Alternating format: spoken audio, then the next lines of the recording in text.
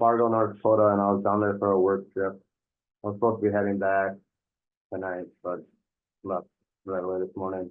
Honestly, it happened so fast, and I've been kind of replayed in my head. And basically, we were just, me and the group of people we were with, we were just walking back, all to go back to the hotel or where we're staying, and everything was fine. And we get to almost what is it, Commerce and Fourth or whatever. I'm not familiar with the streets, but almost to the intersection where we're gonna walk across the street. But then I heard the Mercedes just fly through the street like at an incredibly high rate of speed, especially for how busy it was right there. And I didn't realize that they ran a red light. I just had heard the speed of the car, and then it caused me to turn my head, and I'm turning my head as I hear that noise, and then I see the car basically go through the bike lane, like it ran things over in the bike lane, and then I saw people get hit, and I saw bodies, like, I don't even know how to say this nicely, but just like people kind of went flying. And at that point, it's just reaction. I mean, there was no more than maybe 20 feet behind me. It was where it happened, like 3-4 seconds, before it could have been me and the group that we were with. So just naturally after that happened, it was, not just myself, there's a lot of good people out there that reacted and did what they could. But I went and I ran back and checked on the three, or I know it was two ladies laying on the ground, and the one was yelling out for her husband. Kept saying his name, Leroy. And then I knew that there's people there helping her. So then I ran. So he was probably like, honestly, like 20-25 feet even further down from where they were. So I ran over to him, and there was a lady that was there already, trying to get the pulse, and we were just trying to do anything that we really could, but there wasn't.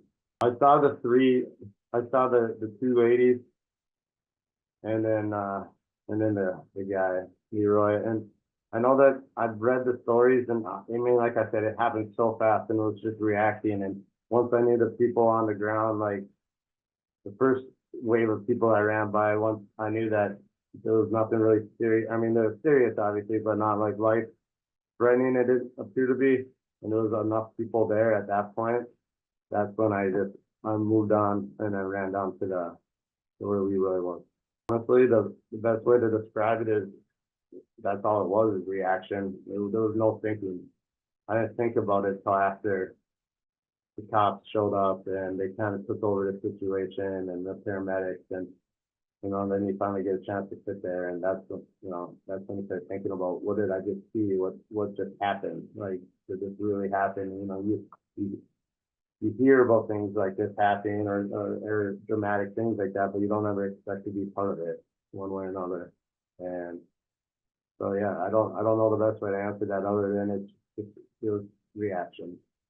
I wasn't thinking. I mean, by the time I was able to leave to doing the witness statements and everything that the police wanted, that took a while because they had to wait for the crime scene. I'm not used to this stuff, so I don't know the technicalities of how one starts and one ends. But then like a different unit came in, and once they got that taken care of, then they were starting to work and talking more with the witnesses. But just like, there's people that I never met before, and we're hugging each other and trying to be there for each other, and there's a lot of people that were upset, and I just think it kind of just, when I finally was able to leave, I walked back with one of the guys that I know from the conference, and we walked a lot of the way back to where I was staying, and then he took off because he's from Nashville, and so he got to where he needed to go. But once I got to basically by myself, it really started to hit me,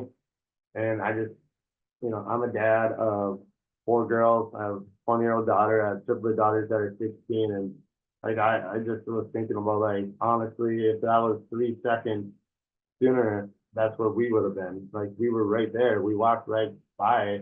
I didn't wasn't paying attention to who everybody was when we were walking by, but we literally walked right by where they were standing to get into their Uber or whatever they were taking, and it's overwhelming, and I haven't been to sleep yet, and I called the airline and I just said, hey, I need to get out, I need to get home, and they were able to get me on the first flight out, which was at 6 in the morning. So I just packed up my stuff and I went to the airport, and then I came back, and now that I'm back home, I don't even want to be at the house right now. I just went right into the office to try to keep myself busy, and it's, trying to replay what's going on, and like, I don't know how to feel right now, to be honest. I saw the car once in all, like, it happened so fast. And by the time I started running towards where the first group of people were on the ground where they got hit, like, the cars weren't moving anymore. The car was in the street, and like, I honestly was trying to ask myself that same question earlier, and like, I never saw one of the drivers, I never saw one of the passengers in any other vehicles. And I think a lot of it is because I wasn't paying attention to that. I was trying to pay attention to the people that were hurt, and I didn't even look at the car. I've read the articles, now that I got back, I'm trying to figure out what all really happened too. And, and I see his name, and then go on Facebook just to, I just feel bad because his wife was yelling his name, and I knew that he wasn't gonna make it, and I didn't know how to tell her that, I just didn't know what to say, and I feel incredibly sorry, and I wish that there was something I could have done. As a dad, I think, it could have been me. My kids could have not had a dad today. But I without knowing this family at all, they clearly lost somebody that's important to them and a loved one to them, and I'm sure that he has kids, and being in his 60s, I'm assuming that maybe they have grandkids, and I'm thinking about all the people that won't get to have them in their lives anymore.